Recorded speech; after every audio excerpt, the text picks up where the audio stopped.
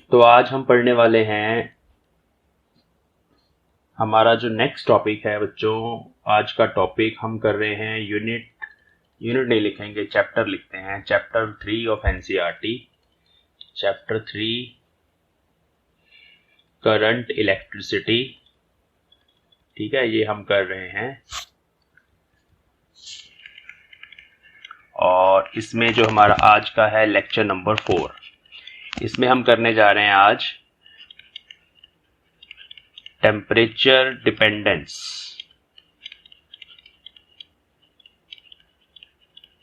Of resistance and resistivity. हाँ जी बच्चों, हम जो मटेरियल्स की बातें करेंगे इसमें सबसे पहले हम मेटल्स की बात करेंगे। मेटल्स जो हैं वो कंडक्टर्स होते हैं, कंडक्टर्स ऑफ इलेक्ट्रिसिटी। उनकी रेजिस्टेंस पे क्या इफेक्ट होता है और क्या फॉर्मूला है जिससे हम चेंज इन रेजिस्टेंस निकाल सकते हैं, इसके बारे में बात करेंगे। मेटल्स के बाद जो सेकेंड हमारा मटीरियल है दैट इज सेमीकंडक्टर्स। सेमीकंडक्टर्स के बारे में थोड़ी सी चर्चा होगी कि इनकी रेजिस्टिविटी पर क्या इफेक्ट पड़ता है। और उसके बाद आयोनिक लिक्विड्स या इलेक्ट्रोलाइट्स आप बोल सकते हो, इसमें आयंस होते हैं, आयोनिक लिक्विड्स और इलेक्ट्रोलाइट्स, ये सब इसमें हम डिस्कस करेंगे। इन सब की रेजिस्टिविटी और रेजिस्टेंस के ऊपर क्या इफेक्ट पड़ता है टेम्परेचर के बढ़ने से, ये हम स्टडी करने वाले हैं। तो सबसे पहले हम बात करेंगे मेटल्स की, मेटल्स या कंडक्टर्स। हाँ जी बच्चों, जैसे कि आपको पता है कि हमने रेजिस्टिविटी की जो रिलेशन है या रेजिस्टेंस की अगर हम बात करें तो वो है रो एल बाई ए, ये हमने ऑलरेडी फाइंड किया हुआ है। और यहाँ पर जो रो होता है बच्चे that is called resistivity of material या स्पेसिफिक रेजिस्टेंस, और इसका फॉर्मूला होता है m upon n e square tau. यहाँ पर जो टॉ है, m कांस्टेंट है, नंबर डेंसिटी और टॉ, ये दो चीजें जो हैं ये टेम्परेचर डिपेंडेंट होती हैं। तो हम यहाँ पे बोल सकते हैं कि rho is inversely proportional to n times tau. अब कुछ मटेरियल्स ऐसे होते हैं जिसमें n का ज्यादा चेंज नहीं आता टेम्परेचर के चेंज करने से। फॉर एग्जांपल मेटल्स में n ज्यादा चेंज नहीं होता और बाकी सब में होता है। सेमीकंडक्टर्स में n पे बहुत बड़ा इफेक्ट आता है, n एक्सपोनेंशियली राइज करता है उसके इसमें। और इलेक्ट्रोलाइट्स में भी जो n है वो राइज करता है। What is n? n is actually number density of charge carriers. ये चार्ज कैरियर्स क्या होते हैं?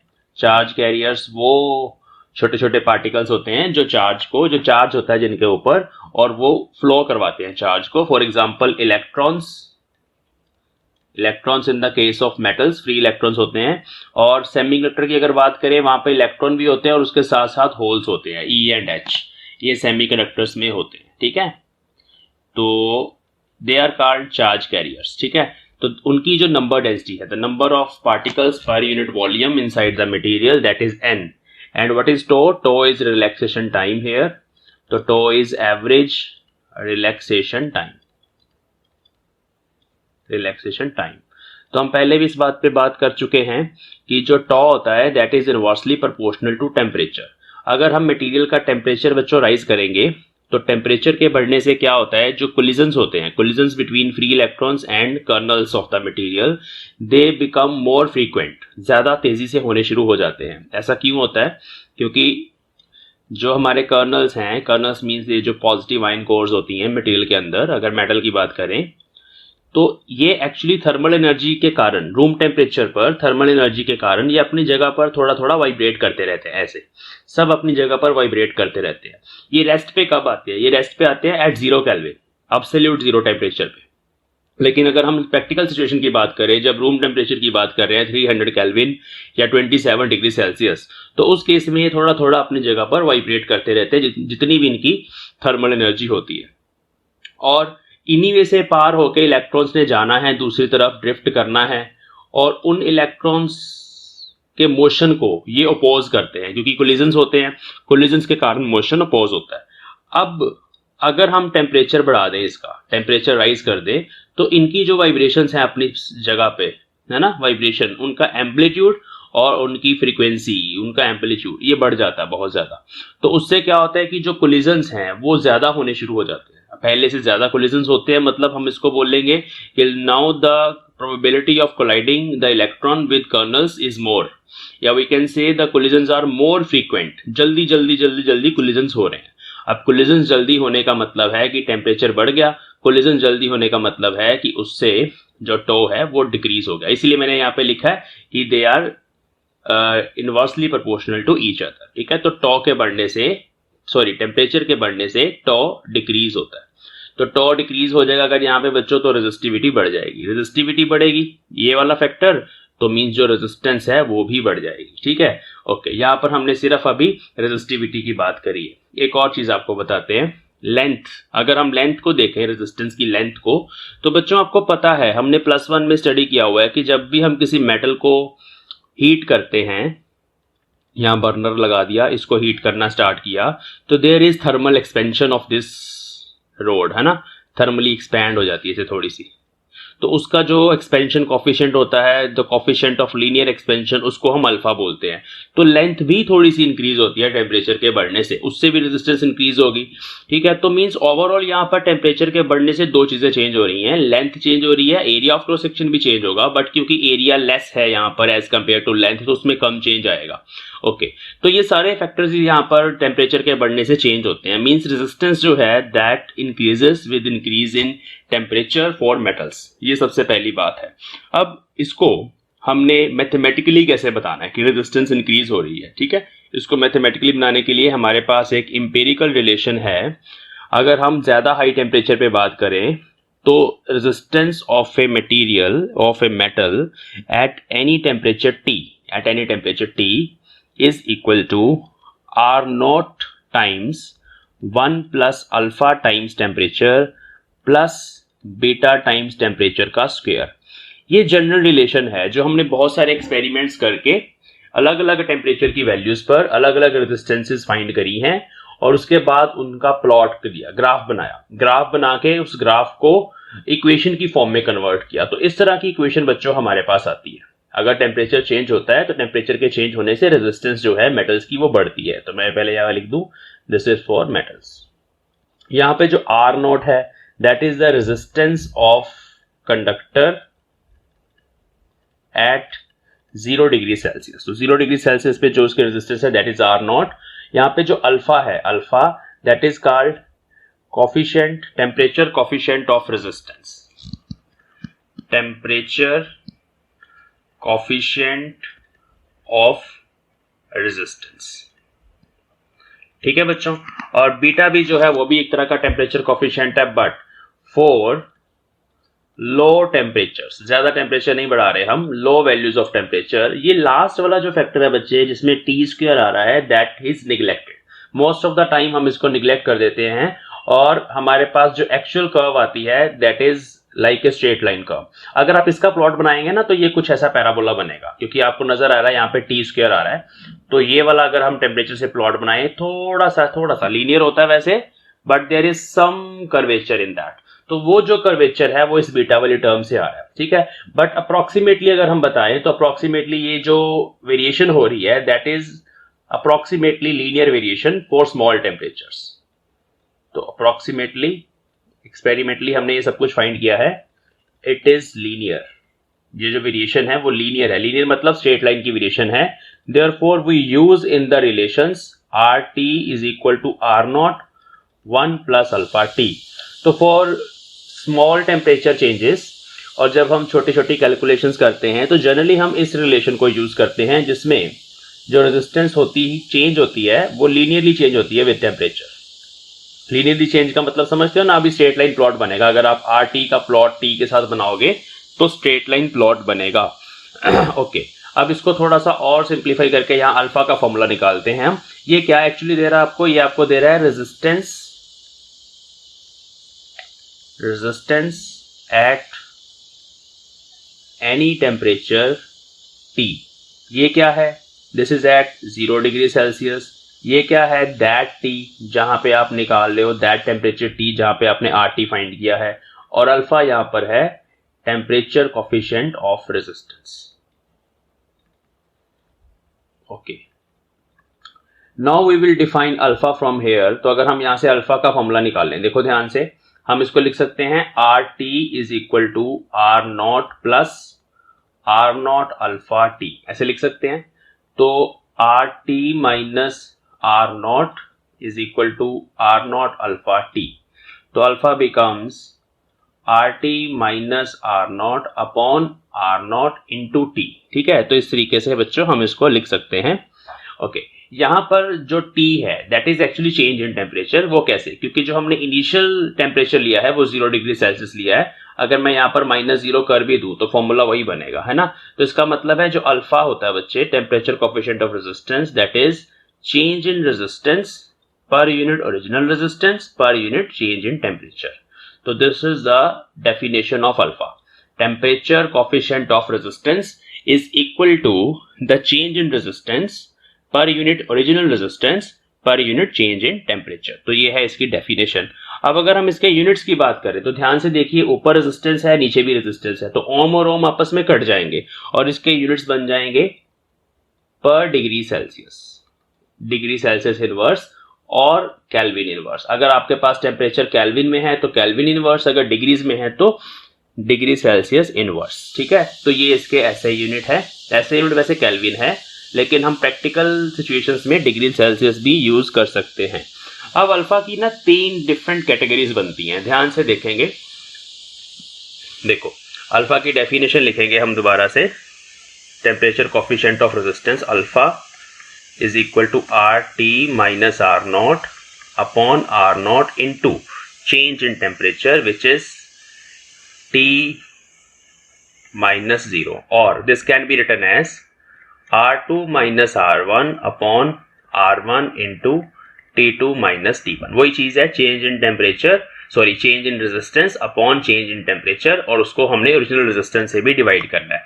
इसमें R1 जो लिया जाता है वो हमेशा रेजिस्टेंस एट 0 डिग्री सेल्सियस लेते हैं, इस बात का ध्यान रखेंगे। ठीक है, चलिए आगे चलते हैं। अब आप यहां से ध्यान से देखिए कि अगर हमारा आर टी आर नॉट से बड़ा है तो इस केस में अल्फा जो है बच्चों वो पॉजिटिव आएगा। अब इसका क्या मतलब है? इसको अगर हम लेमन लैंग्वेज में बोले तो इसका मतलब है कि 0 डिग्री पर जो रेजिस्टेंस थी वो छोटी रह गई और T डिग्री पर, T टेम्परेचर पर रेजिस्टेंस बड़ी हो गई। इसका मतलब है अगर ये इससे बड़ा है तो इसका मतलब है कि रेजिस्टेंस ऑफ मटेरियल, जिसकी भी हम बात कर रहे हैं, resistance of conductor increases with temperature। तो अगर रेजिस्टेंस टेम्परेचर के साथ बढ़ रही है तो उसका अल्फा पॉजिटिव आएगा, या उससे उल्टा आप बोल सकते हैं कि अगर किसी भी कंडक्टर का अल्फा पॉजिटिव है तो इसका मतलब उसकी रेजिस्टेंस बढ़ेगी।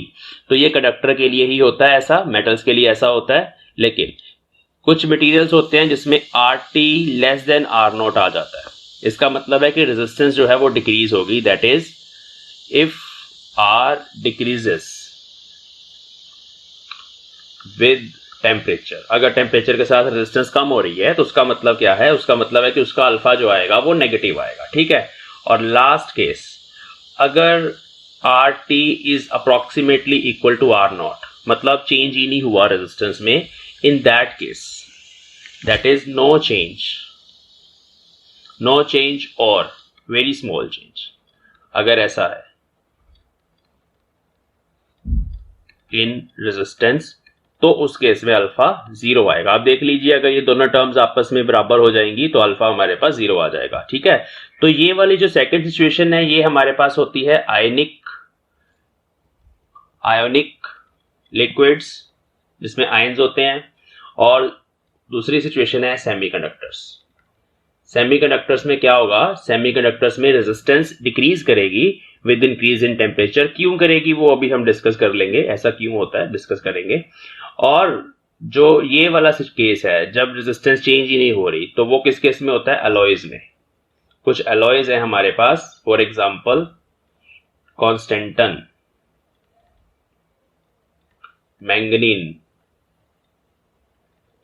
Eureka, these are some alloys made up of some metals। इस केस में 2-3 कंडक्टर्स को मिला के एक अलॉय बना दिया जाता है और उनका जो अल्फा होता है वो इसी तरह से मिलाई जाती है, उनकी जो कंपोजिशन है ऐसे ही हम बनाते हैं कि जो टेम्परेचर कोफिशिएंट है उनका वो जीरो हो जाए, अप्रोक्सीमेटली जीरो या बहुत स्मॉल हो, ताकि टेम्परेचर के चेंज करने से रेजिस्टेंस चेंज ना हो। तो ये सारे मटेरियल्स बच्चे यूज होते हैं जब हमने स्टैंडर्ड रेजिस्टेंसेस बनानी होती है। स्टैंडर्ड का मतलब समझते हो? स्टैंडर्ड की रेजिस्टेंस है ना, मतलब जो चेंज ना हो। अगर आपने किसी सर्किट में ये रेजिस्टेंस लगा दी, स्टैंडर्ड रेजिस्टेंस, मान लो आपने 1000 ओम की रेजिस्टेंस लगाई किसी सर्किट में और आप चाहते हो कि भाई वो चेंज ना हो, क्योंकि जब उस सर्किट को ऑन करोगे करंट पास करेगा, हीट एनर्जी जनरेट होगी, हीट के जनरेट होने से टेम्परेचर बढ़ेगा, टेम्परेचर के बढ़ने से रेजिस्टेंस चेंज हो सकती है, बट यू वांट कि भाई चेंज ना हो। तो उस केस में जितनी भी रेजिस्टेंसेस हम यूज करते हैं वो सब इन मटेरियल्स की बनी होती हैं। क्यों बनी होती है? सीधा सा आंसर है क्योंकि उनका अल्फा जो है temperature coefficient of resistance that is approximately zero. ठीक है। सेमीकंडक्टर्स में ऐसा क्यों होता है, आयनिक लिक्विड्स में ऐसा क्यों होता है, उसके बारे में हम बात करते हैं। अभी देखिए सेमीकंडक्टर्स की बात करते हैं।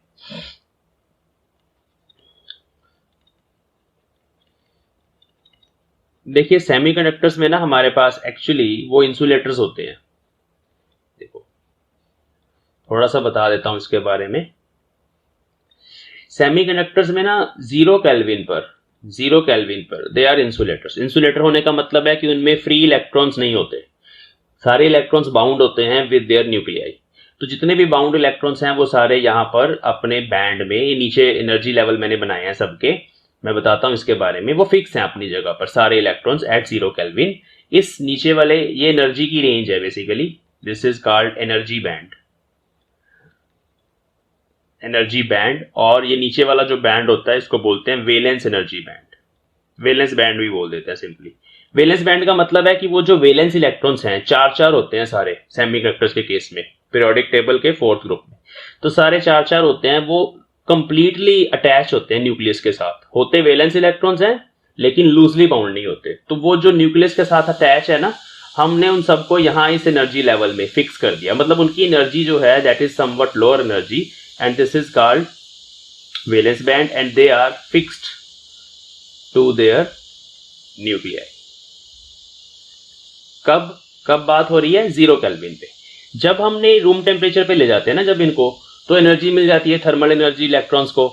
तो थर्मल एनर्जी मिलने के कारण क्या होता है, वो अपने न्यूक्लियस से बाहर आ जाते हैं, फ्री इलेक्ट्रॉन बन जाते हैं। तो न्यूक्लियस से बाहर, तो न्यूक्लियस में तो पहले भी नहीं है, सॉरी, एटम से बाहर आ जाते हैं, फ्री इलेक्ट्रॉन्स बन जाते हैं। फ्री इलेक्ट्रॉन्स जब बनते हैं तो यहां पर अगर उसको शो करना है तो हम बोलते हैं कि यहां से जंप करके ऊपर चले गए इलेक्ट्रॉन। यहां एनर्जी है ना बेसिकली, ये एनर्जी चल रही है इस तरफ, हमने बाहर से थर्मल एनर्जी दी, उसको एनर्जी बढ़ाने से क्या हुआ, इलेक्ट्रॉन जंप करके ऊपर वाले बैंड में चलेंगे। ये जो ऊपर वाला एनर्जी बैंड है उसको बोलते हैं कंडक्शन बैंड, मतलब अभी वो कंडक्शन वाली एनर्जीज में आ गए हैं। मीन्स अब उनको आप थोड़ी सी भी फोर्स लगाओगे, इलेक्ट्रिक फील्ड लगाओगे तो वो मूव कर सकते हैं।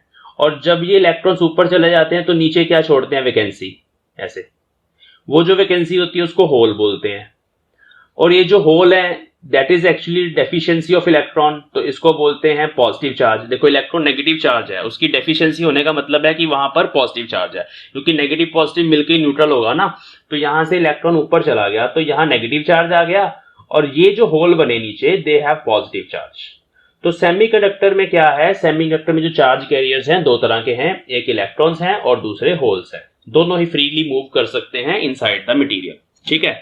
अब ये कहां से आए हैं, ये क्यों आए हैं इलेक्ट्रॉन्स और होल्स? ये आए हैं ड्यू टू थर्मल एनर्जी, मतलब टेम्परेचर के बढ़ने से जो number density of free electrons है वो बढ़ गई है। और कैसे बढ़ती है ये मैं बताता हूं। n is equal to n0 e⁻⁻,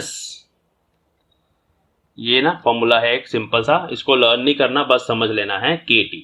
तो टेम्परेचर के बढ़ने से एनर्जी ऐसे बढ़ती है। ये Eg क्या है, Eg ये वाली एनर्जी का गैप है यहाँ पे, जो उसमें उसको कम से कम जितनी एनर्जी चाहिए इस इलेक्ट्रॉन को यहां से जंप करने में ऊपर, उसको एनर्जी गैप बोलते हैं।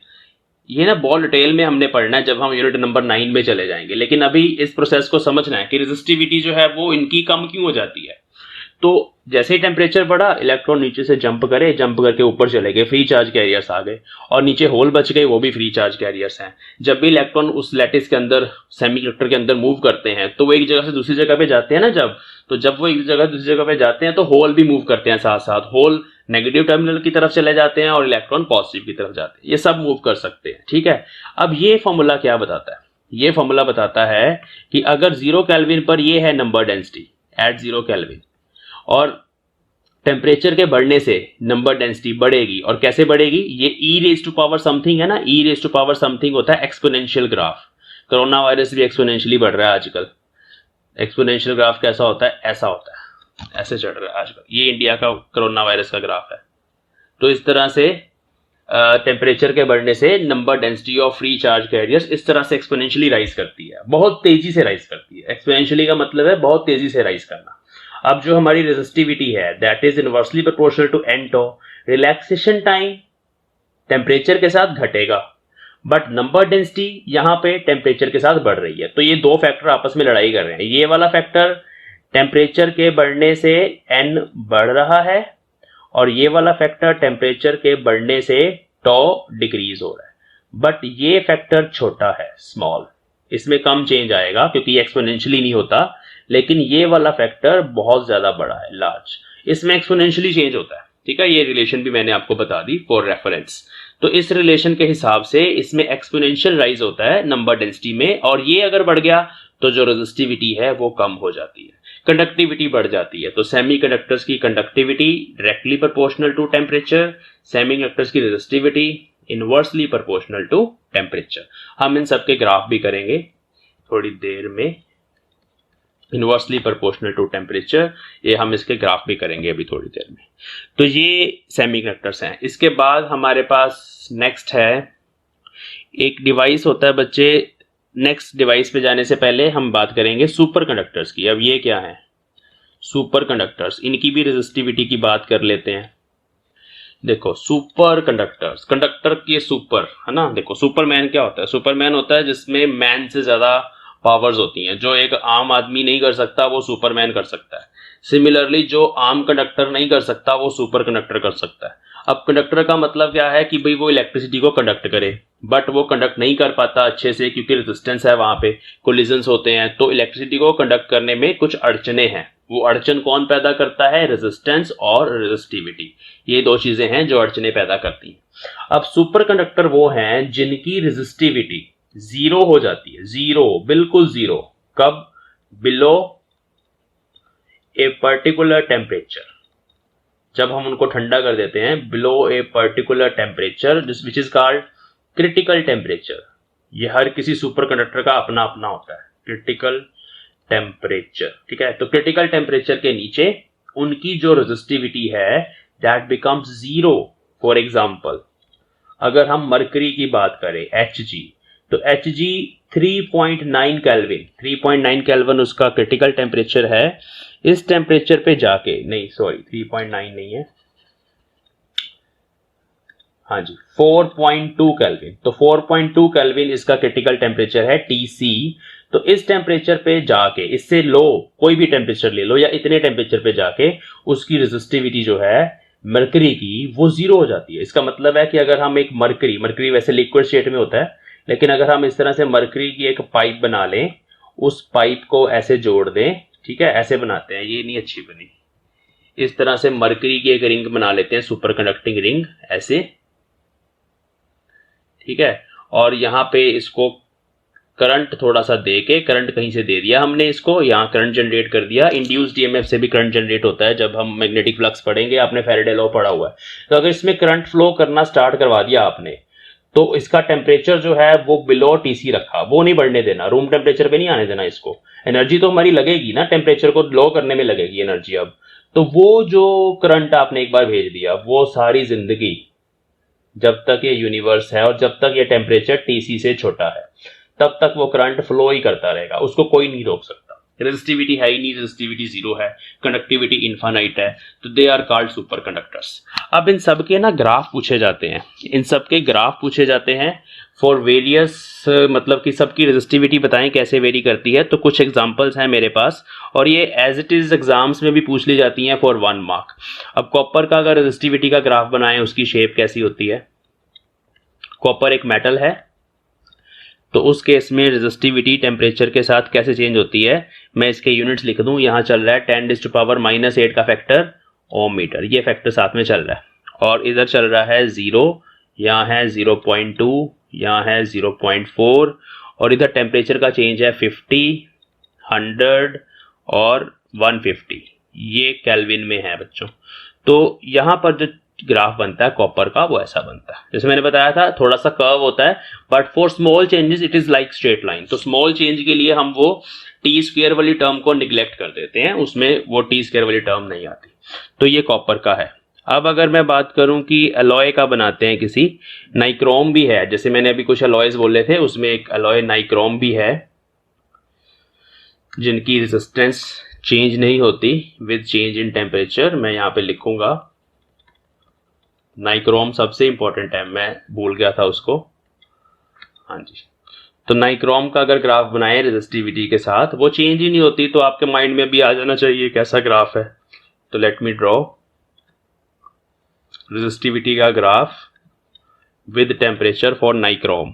तो यहाँ है 1, इस पॉइंट पर है 1.1, इस पर है 1.2, ठीक है। तो ये कुछ वैल्यूज हैं, और इधर टेम्परेचर ज़्यादा चेंज हो रहा अभी 200, यहाँ 50 का चेंज था, यहाँ हो रहा है 200 kelvin, 400, 600 and so on in kelvin. तो ये जो ग्राफ है ये ऐसा बनता है, थोड़ा सा चेंज होता है। I have told you there can be small change, but देखो टेम्परेचर कितना चेंज हो रहा है, देखो 0 से लेके 200 केल्विन, 200 से लेके 400 केल्विन, इतना ज्यादा टेम्परेचर चेंज करने पर भी जो रेजिस्टिविटी है वो चेंज हो रही है, सिंपली 1.1 से लेके 1.2 तक ही गई है, तो ज्यादा चेंज नहीं है। इसमें जो यहाँ पर यूनिट चल रहा है वो चल रहा है 10⁻⁻6 ओम मीटर। इनकी रेजिस्टिविटी जो होती है वो माइक्रो ओम मीटर नहीं है, सेंटीमीटर है, सेंटीमीटर। तो जस्ट आपने ये वेरिएशन का ध्यान रखना है कि कितना चेंज टेम्परेचर का हो रहा है और कितना इधर रेजिस्टिविटी का चेंज हो रहा है उस हिसाब से। बाकी सुपर कंडक्टर के लिए और सेमी कंडक्टर के लिए कोई रेंज याद नहीं करनी, वो तो सिंपल है। सेमी कंडक्टर की रेजिस्टिविटी डिक्रीज होती है तो ग्राफ ऐसे बनता है, एक्सपोनेंशियली डिक्रीज होती है। तो this is the graph for semi conductors. Values नहीं लर्न करनी उसके लिए। और लास्ट में अगर हम सुपर कंडक्टर की बात करें तो सुपर कंडक्टर में कॉपर या मरकरी की बात कर लेते हैं हम। तो देखो है तो मेटल ही है ना मरकरी, तो वेरिएशन कुछ इस तरह की ही रहेगी, सेम जैसे वहां पे थी वैसी ही रहेगी, ऐसे ही बढ़ रहा है वो। लेकिन this is that temperature TC, TC से नीचे ये ग्राफ सीधा नीचे गिरता है और उसके बाद जीरो, ये तो जीरो रेजिस्टिविटी बिलो टीसी। उसके बाद अचानक से जंप करके इस तरह से रेजिस्टिविटी टेम्परेचर के साथ बढ़ती रहती है, ठीक है। वो तो बाद में मेटल वाला बिहेवियर ही आ गया, लेकिन टीसी से below that is super conductor. ये सुपर कंडक्टर्स जो है ना, ये आजकल बहुत ज्यादा डिमांड में है और लोग इस पे बहुत रिसर्च कर रहे हैं। वो चाहते हैं कि इनका जो क्रिटिकल टेम्परेचर है इतना कम ना होके थोड़ा बढ़ा दिया जाए। तो अभी हम 139 केल्विन तक बना चुके हैं। 139 केल्विन तक टीसी अगर है तो मीन्स उसको अचीव करना आसान है, इतना लो टेम्परेचर अचीव करना डिफिकल्ट है। एनर्जी लगती है बहुत ज्यादा टेम्परेचर को लो करने में, किसी चीज को ठंडा करने में। फ्रिज है ना, फ्रिज हम क्यों यूज करते हैं, रेफ्रिजरेटर ठंडा करने के लिए यूज करते हैं ना चीजों को, तो वहां इलेक्ट्रिसिटी लग रही है ना उसको ठंडा करने में। तो इसलिए लो टेम्परेचर को अचीव करना बहुत डिफिकल्ट है। लिक्विड नाइट्रोजन यूज की जाती है इसको लो करने के लिए, ये सब चीजें यूज होती हैं, फिर जाके टेम्परेचर लो होता है। लेकिन उसके बाद इसकी प्रॉपर्टी बहुत ज्यादा पेक्यूलियर है, बहुत ज्यादा अमेजिंग है कि इसमें अगर एक बार करंट आप पास करवा दो तो वो करंट कभी भी डिसिपेट नहीं होगा, हीट जनरेट नहीं होगी। तो ये कुछ थ्योरेटिकल एस्पेक्ट थे आज के लेक्चर के। अभी हम कुछ न्यूमेरिकल्स करेंगे बेस्ड अपॉन रेजिस्टिविटी की भी पहले बात कर लेते हैं। अगर आपने टेम्परेचर डिपेंडेंस ऑफ रेजिस्टिविटी लिखनी है, dependence of rho on T, तो बस वो सेम ही है जो भी हमने किया है, हमारे पास सेम ही रिलेशन होती है। देखिए we can write rho t is equal to rho naught 1 plus alpha t, same ही है। यहाँ पे अल्फा अगर आप डिफाइन करना चाहें तो rho t minus rho not upon rho not T. इसमें ना डायमेंशंस का वो जो थोड़ा सा चेंज होता है, लेंथ में थोड़ा सा चेंज होता है, वो नहीं कंसिडर करते हम, लेकिन क्योंकि वो बहुत निग्लिजिबल होता है स्मॉल चेंज इन टेम्परेचर के लिए, उसको हम निग्लेक्ट ही कर देते हैं। तो इस केस में अल्फा दोनों का सेम ही रहता है, चाहे रेजिस्टिविटी का चेंज देखो चाहे उसका देखो। इसको अगर हम स्मॉल चेंज के लिए लिखना चाहें इस फॉर्मूले को, तो हम लिख सकते हैं 1 by rho not D rho by D T. ये फॉर्मूला भी बहुत इंपॉर्टेंट है, ये डिफरेंशिएशन की फॉर्म में आ गया ना अभी, तो ये आपको अल्फा कैलकुलेट करने में हेल्प करेगा। अगर आपको रो दिया होगा if rho is given in the problem as a function of temperature, अगर रो दे रहे हैं as a function of temperature कि इस तरह से टेम्परेचर के साथ साथ जो रो है वो चेंज होती है किसी मटेरियल की, हमें उसका अल्फा निकालना है, तो आपने जस्ट उसको डिफरेंशिएट करना है, डिफरेंशिएट करके रो नोट से डिवाइड करना है, तो आपके पास अल्फा आ जाएगा। आंसर नेगेटिव पॉजिटिव कुछ भी हो सकता है। तो ये रेजिस्टिविटी के कुछ टॉपिक्स हैं, कुछ कॉन्सेप्ट्स हैं। अभी हम इन दोनों रिलेशंस पे कुछ न्यूमेरिकल्स देखते हैं। इस पे अल्फा का formula R T minus R not upon R not into T, ठीक है, ये अल्फा का फॉर्मूला है where T is the second temperature और फर्स्ट टेम्परेचर यहाँ पर हमने 0 केल्विन लिया हुआ है या 0 डिग्री सेल्सियस लिया हुआ है, ठीक है। अभी हम कुछ क्वेश्चंस देखते हैं। तो the resistance of the platinum wire of a thermometer at ice point पर जो रेजिस्टेंस है that is 5 ohm. Ice point मतलब 0 degree Celsius and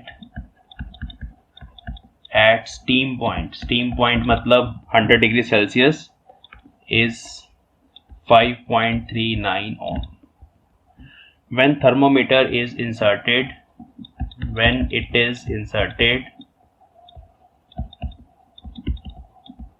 in a hot bath मतलब एक टैंक है, एक बीकर है, उसमें गर्म पानी है, उसमें डाल दिया उस थर्मोमीटर को, तो जो नई रेजिस्टेंस आई वो क्या I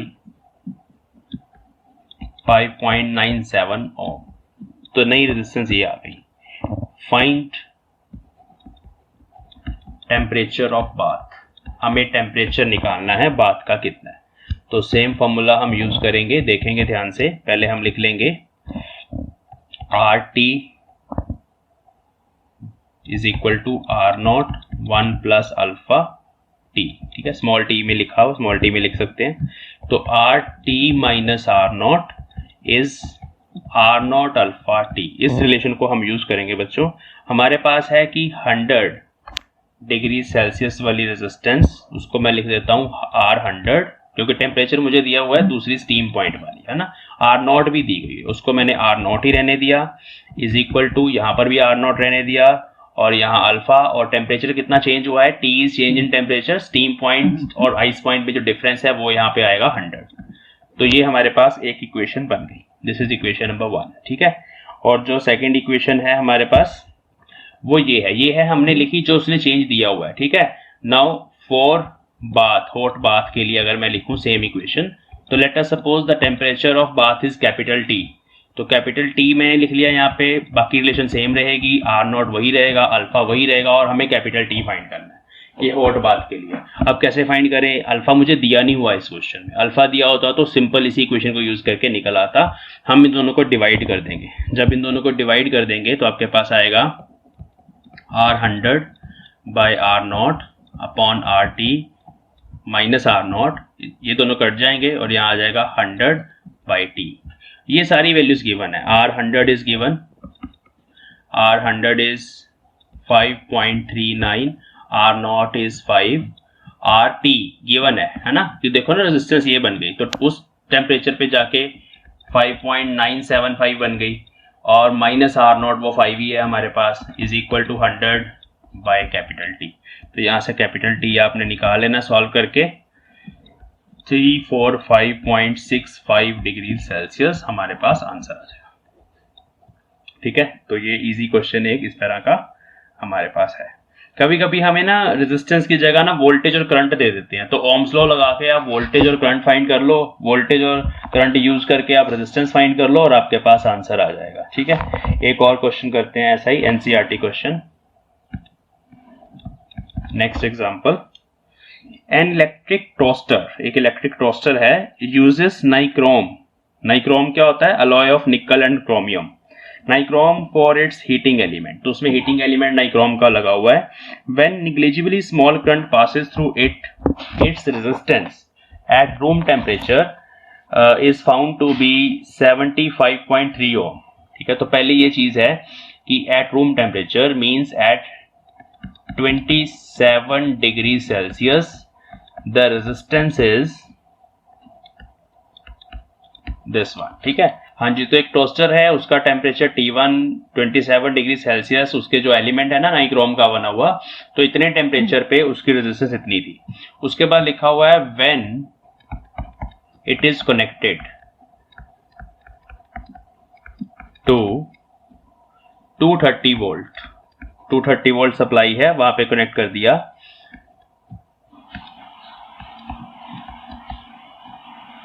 the current becomes constant. उसके बाद कांस्टेंट करंट आ गया, आफ्टर सम टाइम सेटल हो गया, कांस्टेंट हो गया आफ्टर फ्यू सेकेंड्स,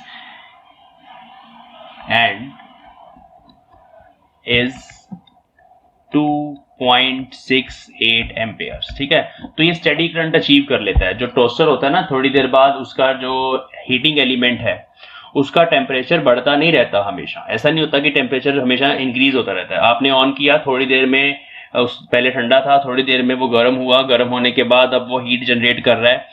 एक साइड पे हीट जनरेट कर रहा है करंट की वजह से, और दूसरी साइड पर वो हीट लॉस भी हो रही है, सराउंडिंग को जा रही है. तो जब heat generated is equal to heat lost हो जाए, उसको बोलते हैं स्टेडी स्टेट. तो उस स्टेडी स्टेट में उसका जो टेम्परेचर है बच्चे फिक्स हो जाता है. तो उस फिक्स टेम्परेचर पर इतने एम्पेयर इसमें से करंट निकल रहा है. तो the question is what is steady state temperature. Steady state temperature of heater या टोस्टर जो भी है, उसका स्टेडी स्टेट टेम्परेचर कितना है. The temperature coefficient of nichrome averaged over the temperature range in volt. Alpha दिया गया है, एवरेज अल्फा दिया गया है. जैसे कि मैंने बताया वैसे कर्व बनती है, कर्व में स्लोप जो है वो चेंज होती है, इसलिए एवरेज स्लोप निकाली हुई है. एवरेज कोफिशिएंट दिया गया है विच इज 1.7 इंटू 10⁻⁻⁴ पर डिग्री सेल्सियस. ये इसके यूनिट्स होते हैं बच्चों, और ये बहुत छोटा होगा क्योंकि हम नाइक्रोम की बात कर रहे हैं ना, तो नाइक्रोम के लिए अल्फा जो है वो बहुत स्मॉल होता है. तो बहुत आसान है. R1 is 75.3 ohm, T1 is 27 degree Celsius, R2 कितना है. R2 मुझे फाइंड करना पड़ेगा. ये वोल्टेज है, ये करंट है, तो voltage upon current 230 volts 2.68 ampere. इसको सॉल्व करेंगे तो आई विल गेट 85.8 ओम. ठीक है, और मुझे T2 बच्चों यहाँ पे फाइंड करना है. तो सीधा फॉर्मूला लग जाएगा, alpha is equal to R2 minus R1 upon R1 into T2 minus T1. यहाँ पे मैंने ये वाला फॉर्मूला लगा दिया. इसमें मैंने 0 डिग्री सेल्सियस की बात नहीं करी क्योंकि मुझे जो फर्स्ट टेम्परेचर दिया गया क्वेश्चन में वो रूम टेम्परेचर दिया गया है 27 डिग्री सेल्सियस, और उसने बोला है कि जब निग्लिजिबल करंट फ्लो हो रहा होता है. निग्लिजिबल करंट का मतलब यही है कि कम से कम उसमें रेजिस्टेंस है, उसमें ज्यादा चेंज नहीं आया अभी. तो ये जो है ये बॉटम वैल्यू है उस रेजिस्टेंस की. तो जब इस तरह से स्टेटमेंट दी गई हो कि निग्लिजिबल करंट फ्लो कर रहा है या मिनिमम रेजिस्टेंस जो है उसकी वो इतनी है, तो फिर 0 डिग्री सेल्सियस की बात नहीं करनी, फिर आप डायरेक्ट ये फॉर्मूला लगा सकते हो. तो अब बहुत आसान हो गया ये. तो 85.8 माइनस 75.3 अपॉन 75.3 इंटू T2 मुझे फाइंड करना है, और T1 जो है वो गिवन है विच इज 27 डिग्री सेल्सियस. ठीक है, 27 डिग्री सेल्सियस. तो ये फैक्टर उधर चला जाएगा. T2 निकालना, आपने अल्फा नीचे ले जाएंगे और फिर उसकी कैलकुलेशंस कर लेंगे. तो यहाँ पर T2 जो आएगा T2 माइनस T1, अगर मैं इसकी बात करूं T2 माइनस T1 ही रहने देते हैं इसको, तो वो आ जाता है हमारे पास बच्चों 820 डिग्री सेल्सियस. तो T2 is 820 degree plus 27, T1 उधर चला गया, सॉल्व करके 847 डिग्री सेल्सियस हमारे पास T2 टेम्परेचर है. तो इस क्वेश्चन में हमने सीखा कि भाई हमें हमेशा R0 अगर ना भी गिवन हो, इनिशियल रेजिस्टेंस कुछ दी गई है, इनिशियल टेम्परेचर T1 कुछ दिया गया है, तो हम डायरेक्ट उसको इस रिलेशन में यूज कर सकते हैं. ये ऐसा है क्योंकि इसका जो ग्राफ होता है बच्चे रेजिस्टेंस का, विद टेम्परेचर वो मेटल के लिए या अलॉय के लिए कुछ इस तरह का होता है ना। तो इस केस में हमें क्या दिया गया, हमें किसी T1 पे R1 दिया गया था और किसी T2 पे R2 दिया गया, ठीक है ना, ये चीज है। तो इस केस में अल्फा जो होता है इसकी एवरेज स्लोप होती है इसकी, तो this is actually average slope, यहां से हमें अल्फा मिलता है। एवरेज स्लोप वैसे इसकी बनती है हमारे पास R2 minus R1 upon T2 minus T1। तो एवरेज स्लोप की अगर हम बात करें, स्लोप इसके बराबर है, ठीक है, इसके बराबर है। तो अगर आप इस तरह का ग्राफ आ जाए, इस तरह के ग्राफ से आपने अल्फा निकालना हो तो पहले आप स्लोप निकाल लेंगे और फिर अल्फा का फॉर्मूला हमारे पास होता है R2 R1, नीचे R1 भी होता है ना, T2 माइनस T1, तो ये स्लोप है। तो अल्फा अगर निकालना हो तो वो आएगा स्लोप डिवाइडेड बाय R1। तो इस फॉर्मूले से, इस ग्राफ से भी आप अल्फा फाइंड कर सकते हैं अगर ऐसा क्वेश्चन आ जाए। At 0 degree Celsius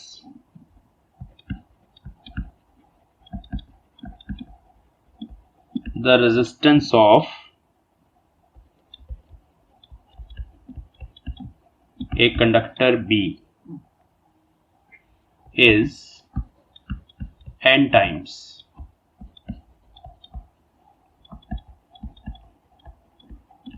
the resistance of A। कोई A कंडक्टर है, कोई B है, B की रेजिस्टेंस A की n टाइम्स है।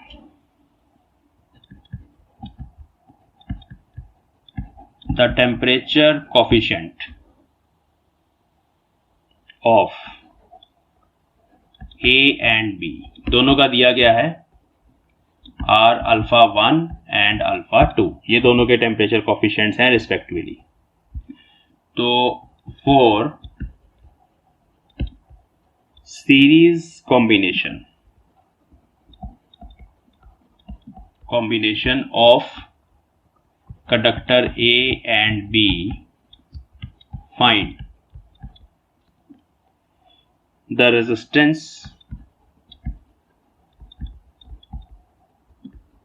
at 0 degree Celsius. नंबर 2, एक हमें ये फाइंड करनी है resistance eight 0 degree Celsius. Number 2, temperature coefficient find करना है, अल्फा फाइंड करना है फॉर सीरीज कॉम्बिनेशन, मतलब कॉम्बिनेशन का अल्फा क्या होगा, ठीक है। तो ये हमारे पास जो डाटा है उस हिसाब से हम क्वेश्चन को स्टार्ट करना शुरू करेंगे।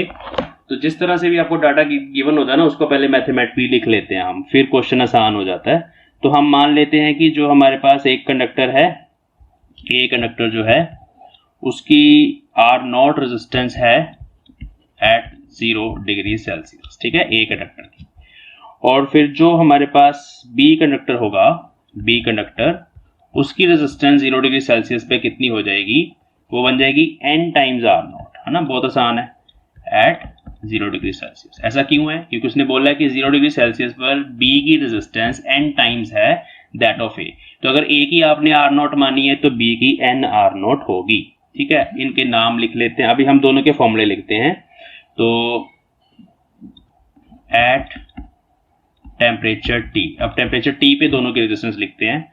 तो एक की रेजिस्टेंस हमारे पास बन जाएगी बच्चे R1 is equal to R0 1 plus alpha T, और दूसरे की बन जाएगी R2 जो है वो होगी n टाइम्स R0, है ना, क्योंकि वो 0 वाली तो n R0 है ना, वो तो हमें पता है। तो यहाँ अल्फा 1 आएगा तो नीचे आ जाएगा 1 प्लस अल्फा 2t, ठीक है। तो this is the resistance of both the conductors at t degree Celsius. चलिए, तो दोनों हमारे पास आ गई हैं। अब हमने क्या करना है, सीरीज कॉम्बिनेशन बनानी है दोनों की। तो for series RS R1 plus R2, ये इसके बराबर होगा। हमें सीरीज कॉम्बिनेशन की ही रेजिस्टेंस निकालनी है ना 0 डिग्री वाली, तो हम ये फॉर्मूला लगा देंगे, दोनों को ऐड कर देंगे, तो बनेगा R0 into 1 plus alpha 1t plus nR0 1 plus alpha 2t। तो ये हमारे पास इक्वेशन आ गई। अब इस इक्वेशन को थोड़ा रीअरेंज करना हमें और इसी फॉर्म में एक्सप्रेस करना है जैसे ये है, तो फिर हमारे पास आंसर आ जाएगा। तो देखिए इसमें से क्या क्या चीजें जो हैं वो कॉमन निकल रही हैं। यहाँ पे R0 कॉमन आ रहा है दोनों में से, बाकी हम सॉल्व करेंगे। 1 plus alpha 1t plus n alpha 2t, ठीक है, आर नॉट मैंने कॉमन ले लिया, ये हमारे पास बाकी आ गया। ओके, अब यहाँ पर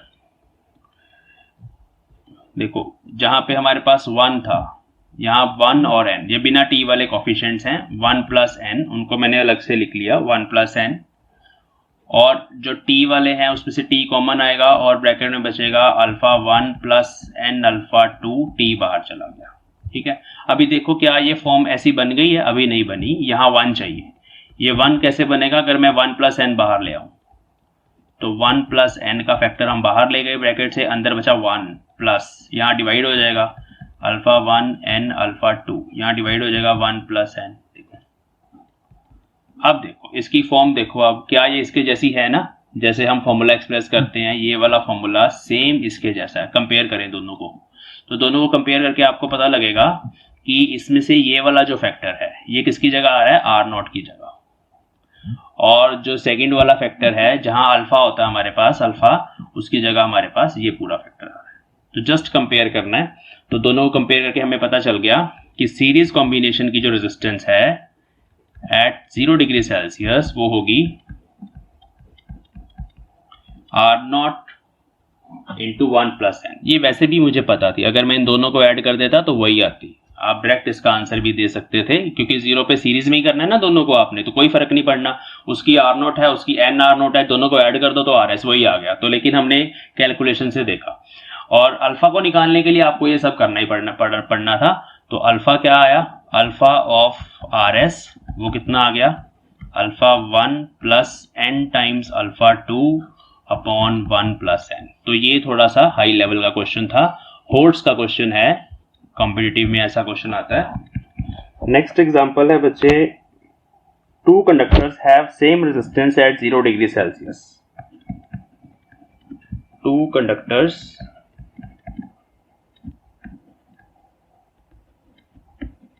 have same resistance at 0 degree Celsius, ठीक है, but their alphas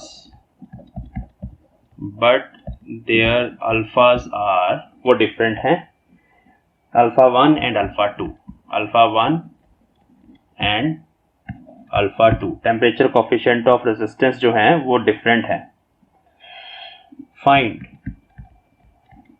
there alpha in series combination. अगर हम दोनों को सीरीज में जोड़ दें तो अल्फा क्या होगा? And in parallel combination also. तो बहुत ही बढ़िया क्वेश्चन है, और ये जो अभी हम फॉर्मूले इसमें लगाएंगे, ड्राइव करेंगे दो रिलेशंस, वो आपको कॉम्पिटिटिव में काम आएंगी रिलेशंस। बात ये है कि 2 कंडक्टर्स हैं, उनकी 0 डिग्री सेल्सियस पे रेजिस्टेंस सेम है, दोनों की सेम है, लेकिन जो चेंज होता है उनकी रेजिस्टेंस में वो डिफरेंट होता है। एक का अल्फा 1 है टेम्परेचर कोफिशिएंट, दूसरे का अल्फा 2 है, दोनों डिफरेंट है। मतलब एक की अगर थोड़ा धीरे धीरे बढ़ रही है रेजिस्टेंस को, दूसरे की शायद थोड़ा तेजी से बढ़ेगी। अब ये है कि अगर हम दोनों को सीरीज में जोड़ दें तो जो हमारे पास कंपोजिट कंडक्टर आएगा उसकी रेजिस्टेंस का अल्फा क्या होगा, मतलब उसकी कैसे चेंज होगी वो हमें बताना है, और पैरेलल में जोड़ दें तब अल्फा क्या होगा ये हमें बताना है। This is the question. तो इस क्वेश्चन को करने के लिए पहले हम सीरीज वाला पार्ट कर लेते हैं। सीरीज वाले पार्ट में बच्चों आपको पता है कि जो आर एस होगा वो R1 प्लस R2 होगा, ठीक है। अभी आपने यहाँ पे change in resistance upon change in temperature खुद से निकालना है। मतलब हम लेटर सपोज ऐसे लिख देते हैं, इसको डिफ्रेंशिएट कर देते हैं, dRs by dt is equal to dR1 by dt plus dR2 by dt। ये क्या है? बेसिकली ये वही है, delta R by delta T, delta R1 by delta T, change in resistance upon change in temperature. क्योंकि हमने operation लगाना था, मैथमेटिकल ऑपरेशन ही हम लगा सकते हैं दोनों साइड, तो मैंने बोल दिया इसको दोनों साइड डिफरेंशिएट कर लो। अब ध्यान से देखें कि जो हमारा अल्फा होता है वो क्या होता है, अभी मैंने बताया था, वो होता है delta R by R into delta T. Means यहाँ से अगर हम delta R by delta T देखें तो वो अल्फा टाइम्स आर बनता है। मीन्स हम यहाँ पर अभी हम वैल्यूज पुट कर सकते हैं। यहाँ पर आ जाएगा हमारे पास अल्फा एस टाइम्स आर, यहाँ आ जाएगा अल्फा 1 टाइम्स R1, यहाँ आर एस आएगा, यहाँ आ जाएगा अल्फा 2 टाइम्स R2। बहुत सिंपल है, यहीं से हमने ये वैल्यूज पुट कर दी। अब जैसे कि बोला गया है कि भाई जो ओरिजिनल रेजिस्टेंसेस हैं, ये RS क्या है, ये RS यहाँ पर ना R0 वाली रेजिस्टेंस है, ओरिजिनल वाली है ना, 0 डिग्री सेल्सियस वाली, और उसने बोला है वो R है, इसकी भी R है, इसकी भी R है। तो हम यहाँ पे क्या करेंगे, यहाँ पे जो R है बच्चे वो बाहर आ जाएगा, कॉमन अंदर आ जाएगा α1 प्लस α2, यहाँ αs रहेगा। And what is RS? RS is 2R। जब आप इन दोनों को सीरीज में जोड़ोगे और वो दोनों आइडेंटिकल है तो 0 डिग्री सेल्सियस वाली तो सिंपली ऐड ही हो जानी है ना, जैसे मैंने बताया। तो दिस इज 2R, तो यहाँ R से R कैंसिल हो गया और αs आ गया α1 प्लस α2/2 मीन्स एवरेज। जब आप उनको सीरीज में जोड़ोगे तो जो टेम्परेचर कोफिशिएंट होगा अल्फा, वो दोनों अल्फास की एवरेज होगा, मीन वैल्यू होगा। ठीक है, this is the first part. ये वाला स्टेप समझ आ गया। एक्चुअली यहाँ पे दोनों की 0 डिग्री सेल्सियस पे R0 थी, R थी, तो जब हम 0 पे उनको जोड़ेंगे, R प्लस R करेंगे तो वो 2R ही होगा, जिसको मैंने RS को यहाँ पे 2R पुट कर दिया। चलिए अब सेकंड पार्ट करते हैं, पैरेलल वाला। पैरेलल के केस में भी वैसे ही चलेंगे। हमारे पास है 1/RP is equal to 1/R1 plus 1/R2। Now again differentiating both sides. यहाँ पे अगर हम डिफरेंशिएट करेंगे तो आपको पता है कैसे करते हैं।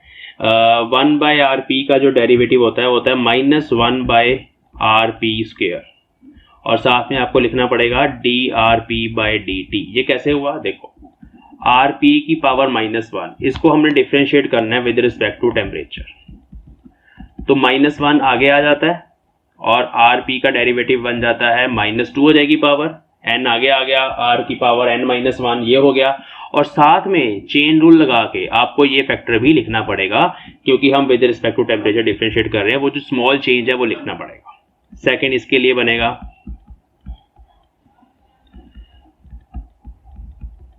उसके लिए बनेगा,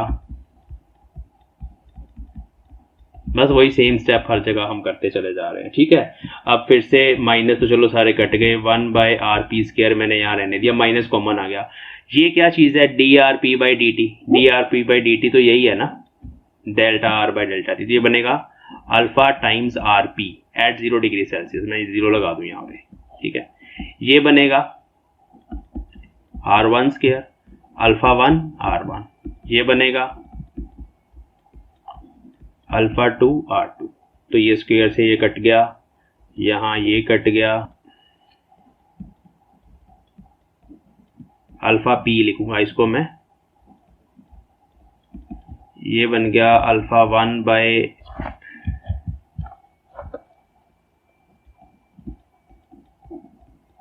okay. Now I am substituting R1 is equal to R2। ठीक है, हाँ जी बच्चों, तो अब यहाँ पे अगर हमारे पास R1 is equal to R2 है, तो इसका मतलब है कि जो RP0 आएगा वो आएगा, फॉर्मूला होता है R1 R2 upon R1 plus R2, लेकिन ये दोनों बराबर हैं और ये R के बराबर है, क्योंकि क्वेश्चन में मेंशन्ड है कि 0 डिग्री सेल्सियस पे दोनों की रेजिस्टेंस R है। तो यहाँ पर RP0 बन जाएगा R²/2R, तो एक R से एक R कैंसिल, R/2। तो सब जगह पुट करेंगे, यहाँ RP0 का स्क्वायर रेसिप्रोकल में है तो 4/R² आएगा, alpha P as it is रहेगा, RP0 will be R/2 is equal to α1/R plus α2/R। हमने 0 डिग्री पर इस इक्वेशन को लिख दिया। तो 0 डिग्री पर जब आपने लिखा, R से एक R कैंसिल हुआ, यहाँ पे 2 कैंसिल हुआ, ये वाला R कॉमन ही है पूरा नीचे और ये इस R से कैंसिल हो जाएगा, ये 2 नीचे चला जाएगा और अल्फा P आ जाएगा α1 प्लस α2/2। फिर से हमारे पास एवरेज वैल्यू आ गई, मीन वैल्यू आ गई। तो दोनों ही केसेस में, चाहे आप सीरीज में जोड़ रहे हैं चाहे आप पैरेलल में जोड़ रहे हैं, जो कॉम्बिनेशन है उसका टेम्परेचर कोफिशिएंट दोनों का मीन होता है, दोनों अल्फाज का मीन होता है। तो अभी हम पढ़ने वाले हैं कलर कोड ऑफ रेजिस्टेंसेस। देखिए क्या है कि हमें किसी भी इलेक्ट्रिक सर्किट को डिज़ाइन करने के लिए रेजिस्टेंसेस की ज़रूरत पड़ती है, क्योंकि जो रेजिस्टेंस है वो किसी भी सर्किट में करंट को कंट्रोल करने के काम आती हैं। एग्जांपल के तौर पे लेट अस सपोज हमारे पास एक छोटा सा बल्ब है। ये जो छोटा सा बल्ब है, ये बल्ब जो है ये मैक्सिमम 2 एम्पेयर करंट जो है वो होल्ड कर सकता है, लेट अस सपोज। और हमने इसको एक सप्लाई के साथ लगा दिया। ऐसे एग्जांपल के तौर पे मैं आपको बता रहा हूँ, मान लो हमने कोई इसको बैटरी की वोल्टेज दे दी वो बैटरी की वोल्टेज थोड़ी ज़्यादा है। थोड़ी ज़्यादा का मतलब है कि जो करंट आ रहा है सर्किट में वो 2 एम्पेयर से थोड़ा ज़्यादा आएगा अगर हम इन दोनों को आपस में डायरेक्टली कनेक्ट कर देंगे, क्योंकि इसकी जो रेजिस्टेंस है और ये जो वोल्टेज है, फॉर एग्जांपल 10 वोल्ट हमने अप्लाई किया और इसकी जो रेजिस्टेंस है दैट इज़ 2 ओम, ठीक है। तो उस केस में अगर सर्किट में करंट कैलकुलेट करना चाहें ओम्स लॉ की हेल्प से, तो V is equal to I R. इसका मतलब है कि जो I होगा that is V by R. Means जब आप 10/2 करोगे तो that will give you around 5 ampere. तो 5 एम्पेयर करंट आ रहा है सर्किट में अगर हम इसको स्विच ऑन कर दें, मतलब यहाँ से क्लोज कर दें सर्किट को। तो ये जो बल्ब है ये तो मैक्सिमम 2 एम्पेयर को का करंट जो है उसको विथस्टैंड कर सकता है। तो इसका मतलब है कि जैसे ही मैं सर्किट को ऑन करूंगा, इनको कनेक्ट करूंगा, ये बल्ब जो है वो फ्यूज हो जाएगा। उसमें उसका जो एलिमेंट है ज़्यादा हीट जनरेट होने के कारण उसका जो एलिमेंट है वो बर्न आउट हो जाएगा। तो हमें सर्किट में करंट को लिमिट करना पड़ता है। तो उस केस में हम क्या करते हैं, सर्किट में एक रेजिस्टेंस लगाते हैं खुद से, और उस रेजिस्टेंस की वैल्यू हम पहले से कैलकुलेट कर लेते हैं। हमें पता होती है कि इतनी वैल्यू की रेजिस्टेंस हमें यहाँ पे लगानी पड़ेगी सो दैट कि ये जो सर्किट है चलता रहे, बल्ब जो है वो फ्यूज ना हो। हमने इस तरह से रेजिस्टेंस यहाँ पे चूज करनी होती है कि अगर मान लो इसकी रेजिस्टेंस है कुछ 5 ओम, तो हमें कुछ इस तरह की रेजिस्टेंस चाहिए कि जो नेट करंट सर्किट में आए वो 2 एम्पेयर आए, ठीक है, उससे ज़्यादा ना आए। तो ये हमारे पास यहाँ पे कॉन्सेप्ट है। इसकी मैंने जैसे 2 ओम मानी थी, तो हमें कुछ ऐसे यहाँ पे 3 ओम या कुछ इस तरह से मानेंगे, 4 ओम मान लेते हैं। अगर मैं 3 ओम मान लूँ ये वाली रेजिस्टेंस जो मैंने एक लगाई, तो टोटल 5 ओम हो गई। तो 10/5 2 एम्पेयर का करंट फिर सर्किट में से फ्लो करेगा। तो इसका मतलब है हमें सर्किट्स में रेजिस्टेंसेस की जरूरत पड़ती है, और ये जो रेजिस्टेंसेस हैं ये 100 ओम से लेके हमारे पास बहुत ज़्यादा बड़ी वैल्यूज तक 10⁶, 10�9 ओम तक हमें रेजिस्टेंसेस मिल जाती हैं। और इसमें कोई भी जो मल्टीप्लायर है 100 है, जैसे 4.7, 47 ओम, 4700 ओम, 47 ओम, 100 ओम भी नहीं, इवन 1 ओम से लेके, तो ये बहुत बड़ी एक रेंज जो है रेजिस्टेंसेस की वो हमें मार्केट से मिल जाती है। अब चक्कर ये है कि हर किसी रेजिस्टेंस को हम क्योंकि रेजिस्टेंस एक छोटा सा कंपोनेंट होता है, देखने में ऐसा बहुत छोटा सा डिवाइस, इतना छोटा सा ऐसे एक रेजिस्टेंस होती है इस तरह की। तो इस छोटी सी रेजिस्टेंस को हम इसके ऊपर वैल्यूज नहीं लिख सकते। तो वैल्यूज लिखने की बजाय उसको रीड करने के लिए हमने एक सिस्टम बनाया हुआ है which is called colour code of resistances. उसमें क्या होता है उस सिस्टम में, देखिए हमारे पास 2 तरह की रेजिस्टेंसेस होती हैं। अगर हम बात करें तो एक होती हैं वायर बाउंड रेजिस्टेंसेस, तो वो तो सिंपली वायर्स होती हैं, वायर बाउंड रेजिस्टेंसेस। मैं लिख देता हूं वायर बाउंड रेजिस्टेंसेस। तो they are made up of some alloys like manganin और यूरेका, नाइक्रोम, जिनके बारे में हमने बात करी थी। और जो सेकंड टाइप होती है रेजिस्टेंसेस की that is carbon resistances. Carbon resistances, ठीक है। तो ये 2 तरह की रेजिस्टेंस होती है। कार्बन रेजिस्टेंस जो होती है उनकी वैल्यूज जो होती है, रेंज जो होती है थोड़ी ज्यादा हाई होती है, और वायर बाउंड की जो रेजिस्टेंस होती है रेंज थोड़ी कम होती है। अब ये जो सिस्टम होता है कलर कोड का सिस्टम, उसमें इस तरह के ये छोटी सी मैंने रेजिस्टेंस बनाई है, तो इस तरह की ना रिंग्स होती हैं, अलग अलग कलर्स की उस पर रिंग बनी होती हैं, 1 2 3, और लास्ट पे एक रिंग थोड़ी दूरी पे बनी होती है यहाँ पे।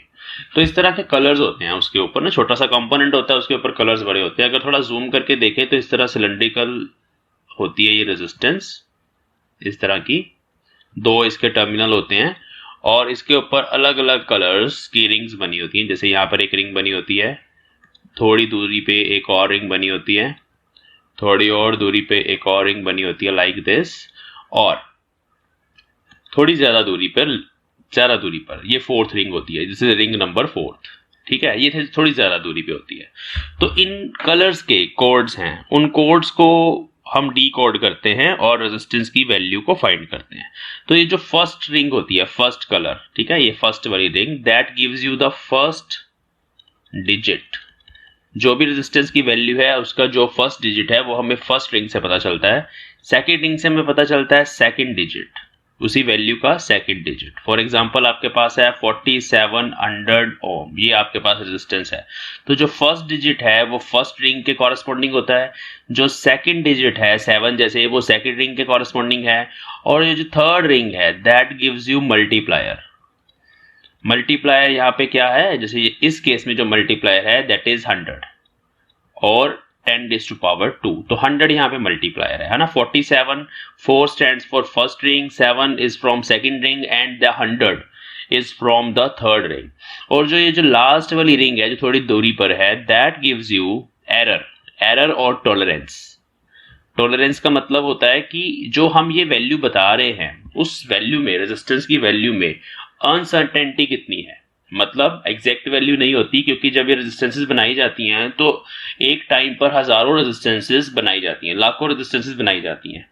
तो उसकी जो वैल्यू है, रेजिस्टेंस की जो वैल्यू है, उसको कंट्रोल करना डिफिकल्ट हो जाता है, तो वहां पर थोड़ा सा एरर हो सकता है। तो ज्यादातर रेजिस्टेंसेस, जैसे अगर मैं बात करूं तो कुछ इस तरह से हमें मेंशन होती हैं, ±5% ओम। ठीक है, तो रेजिस्टेंस की जो वैल्यू है वो कुछ इस तरह से हमें पता चलती है। तो जो लास्ट वाला पार्ट है 5%, मीन इस वैल्यू में 5% का एरर हो सकता है। तो इस तरह से रेजिस्टेंस की वैल्यू को कॉट किया जाता है। तो मीन जो लास्ट वाली रिंग है, that stands for this error. अब कैसे कैसे पता चलेगा कौन सा कलर किसको कॉरेस्पॉन्ड करता है, उसके लिए हमारे पास एक सिंपल सिस्टम है, जिस सिस्टम को अभी हम स्टडी करेंगे। तो उसके लिए मैं आपको एक टेबल लर्न करवाता हूं, जिसमें सबसे पहले हमारे पास आता है कलर के बाद आ जाता है digits, first digit, second digit, वो सब हमें इसी कॉलम से मिलेंगे, और लास्ट में आ जाएगा मल्टीप्लायर। ये 3 चीजें हमें चाहिए होती हैं इसको फाइंड करने के लिए। तो कलर जो है वो कैसे, कौन कौन से कलर्स हैं, उसके लिए हम सिंपल एक हमारे पास एक सेंटेंस होता है, which is B Roy, Great Britain very good wife, W, ठीक है, wife. B Roy is Great Britain very good wife. ठीक है, तो ये सेंटेंस आप लर्न कर लेंगे। मैं यहां लिख देता हूं, बी रॉय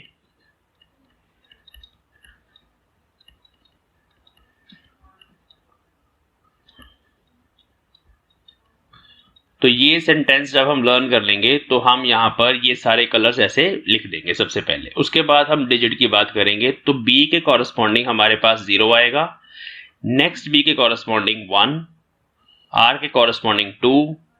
तो ये हमने जस्ट काउंटिंग लिख देनी है 0 से लेके 9 तक। वाई के corresponding 4। Now this G stands for green. The first G stands for green. उसके corresponding 5, इसके corresponding 6, 7, 8, 9। ठीक है, तो इस तरह से पहले बना लेना हमने। लास्ट में मल्टीप्लायर, तो मल्टीप्लायर 10⁻0, दिस इज 10⁻1, 2, 3, 10⁻4, 5, 6, 7, 8 एंड 9। तो इस तरह से हमने ये टेबल जो है वो कंस्ट्रक्ट कर लेना है। उसके बाद ये सारे कलर्स, तो जो कलर्स हैं बच्चे वो किस तरह से हैं, मैं सारे कलर्स यहाँ पे लिखूंगा। तो first B stands for black, second B stands for brown, this is red, कई तो ऑब्वियस ही हैं, orange, yellow. First G stands for green, now this G is blue, this is violet, यहां पे ग्रे, और लास्ट में white. ठीक है जी, तो ये वो सारे कलर्स हैं जिनके कॉरेस्पॉन्डिंग ये हमारे पास वैल्यूज हैं। और इसको हम इस तरह से याद रखते हैं कि जो फर्स्ट वाले 2 कलर्स हैं they are black and brown, फिर हम लार्जर वेवलेंथ की तरफ है, रेड सबसे ज्यादा वेवलेंथ होती है, रेड, ऑरेंज, येलो, और फिर ग्रीन है, वेवलेंथ कम हो रही है, फिर ये हम लो वेवलेंथ रीजन में जा रहे हैं। जिन बच्चों को कलर्स के बारे में पता है और वेवलेंथ के बारे में पता है, तो ग्रीन, ब्लू, वायलेट, ये तीनों एक जैसे कलर्स हैं, इनकी वेवलेंथ भी पास होती है, ये तीनों इकट्ठे आते हैं। मींस फिर आप कंफ्यूज नहीं होगे कि यहाँ ब्लैक या ब्राउन नहीं आता, फिर ये आपको याद रहेगा। और ग्रीन यहाँ पे फर्स्ट आएगा, उसके बाद लास्ट में वायलेट के बाद हम और डल होते चले जा रहे हैं, ग्रे आ गया, और लास्ट में व्हाइट आ गया।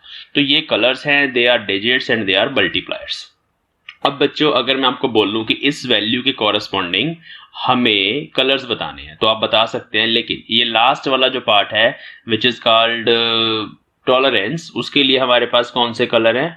तो उसके लिए हमारे पास बच्चों 5 कलर्स होते हैं। लास्ट वाली जो रिंग होती है उसके लिए भी 5 कलर्स हैं। ब्राउन है सबसे पहले, फिर रेड है, फिर उसके बाद गोल्ड है, देन सिल्वर है, और लास्ट में नन। अगर कोई भी कलर नहीं है, सिर्फ 3 रिंग्स हैं, तो उस केस में लास्ट वाला नन हो जाएगा। तो brown stands for 1%, red stands for 2% of error, gold is 5% of error, silver is 10% of error, and none का मतलब है 20% ऑफ एरर। ओके, इन सब में से फिर सबसे ज्यादा कॉस्टली वाली रेजिस्टेंस कौन सी होती है? कॉस्टली वो होती है जिसमें एरर कम से कम हो। देखो ना, एरर को फिनिश करने का मतलब है, यहां पर अगर आपने बोला 4700 ओम प्लस माइनस 1%, मतलब कि ये जो रेजिस्टेंस है ये मोस्ट प्रिसाइज है। मोस्ट प्रिसाइज का मतलब है कि बहुत अच्छे सोफिस्टिकेटेड जो इंस्ट्रूमेंट्स हैं उनसे इसकी वैल्यूज को डिफाइन किया गया है, उनसे ये बनाई गई है। तो जितनी ज्यादा प्रिसाइज इंस्ट्रूमेंट से आप बनाओगे रेजिस्टेंस को, उतनी ज्यादा वो महंगी हो जाएगी। ठीक है, तो एरर जितना कम उतनी ज्यादा रेजिस्टेंस कॉस्टली होती है। ठीक है, now let us find the colour corresponding to this value of the resistance, कि इसके कलर क्या क्या होंगे। तो सबसे पहले जैसे कि आपके पास है 4, तो यहां पे मैं करूंगा इस चीज को, सी द ग्रीन कलर। सबसे पहले हमारे पास 4 है, तो 4 स्टैंड्स फॉर येलो, तो फर्स्ट कलर होगा हमारे पास येलो, अगर फर्स्ट रिंग येलो है। देन 7, तो 7 के corresponding violet, violet colour. Then 10⁻², 100 है ना, 4700, 47 इंटू 10⁻², दैट इज रेड।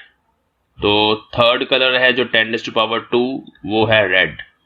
और लास्ट में 5%, तो लास्ट में मतलब थोड़ी दूरी पर जो कलर होगा, जो रिंग होगी, दैट इज गोल्ड। तो फोर्थ रिंग जो है, टॉलरेंस जो है 5%, दैट इज फ्रॉम गोल्ड। तो इस तरह से आप कलर्स भी निकाल सकते हैं, और अगर आपको कलर्स गिवन है तो आप रेजिस्टेंस की वैल्यू निकाल सकते हैं। Let us do one more example. देखिए इस एग्जांपल में let us suppose we have to find the resistance whose value is 25 into 10⁻6 ohm. This is the value of resistance. ठीक है, इसको ऐसे ही बोला जाता है 25 मेगा ओम। ठीक है, मेगा ओम।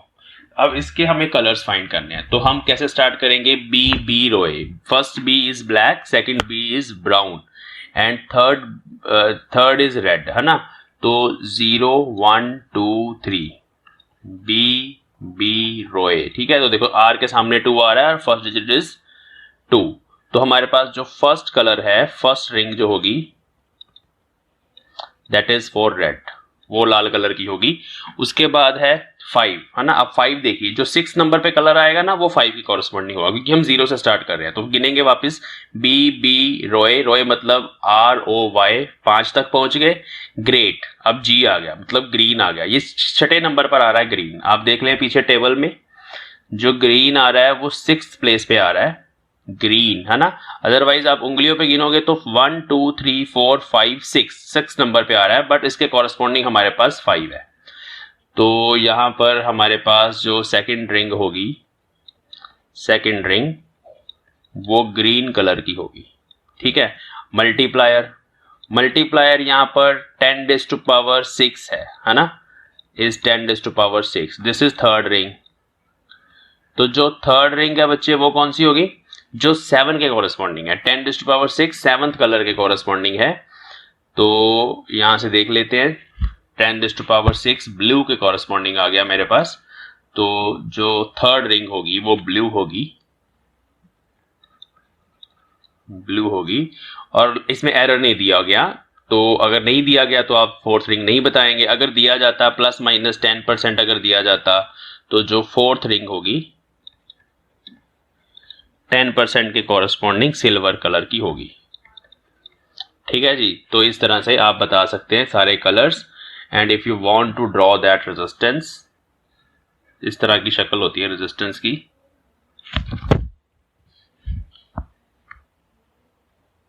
है, इस तरह की इसकी शेप होती है रेजिस्टेंस की। तो सबसे पहले रिंग हमारे पास रेड है, उसके बाद यहाँ पे सेकंड रिंग ग्रीन कलर की बनी हुई है, उसके बाद थर्ड जो है वो ब्लू कलर की बनी हुई है, ये ब्लू कलर, और लास्ट में मेरे पास सिल्वर है जो थोड़ा सिल्वर जैसा, मैं ये वाला कलर ले लेता हूँ। तो ये जो रेजिस्टेंस है जिसपे ये वाले कलर्स बने होंगे वो रेजिस्टेंस 25 मेगा ओम की होगी। अब बच्चों एक और सिस्टम होता है हमारे पास, ये जो दूसरा वाला सिस्टम है ना, ये थोड़ी ज़्यादा हाई वैल्यूज़ की रेजिस्टेंसेस के लिए यूज़ किया जाता है।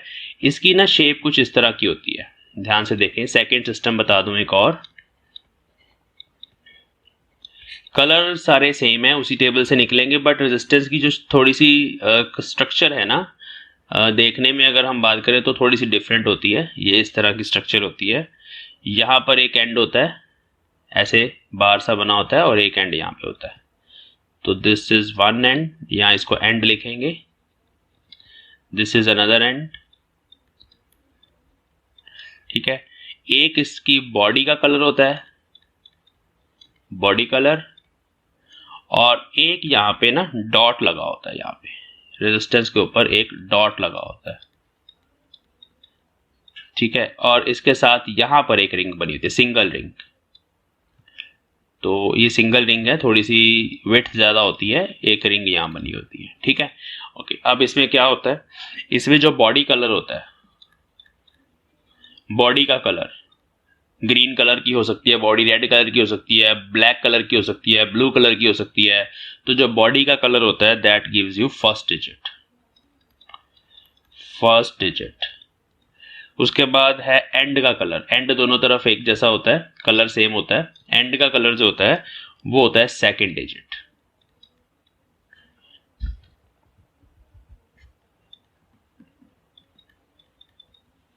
Second digit.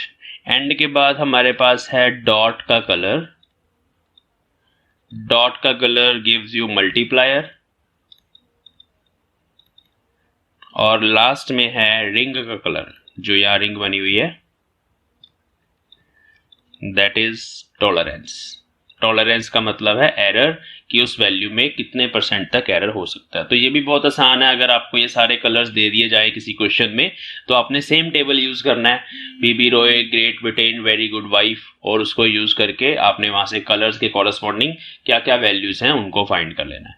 तो ये क्वेश्चन ना 1 मार्क क्वेश्चन में ये वाला क्वेश्चन डाल देते हैं, क्योंकि एक छोटा सा प्रोसीजर है और सब बच्चों को आना चाहिए, जो भी करंट इलेक्ट्रिसिटी पढ़ रहे हैं उनको ये 100% आना चाहिए, इसलिए वो डाल देते हैं ये वाला क्वेश्चन।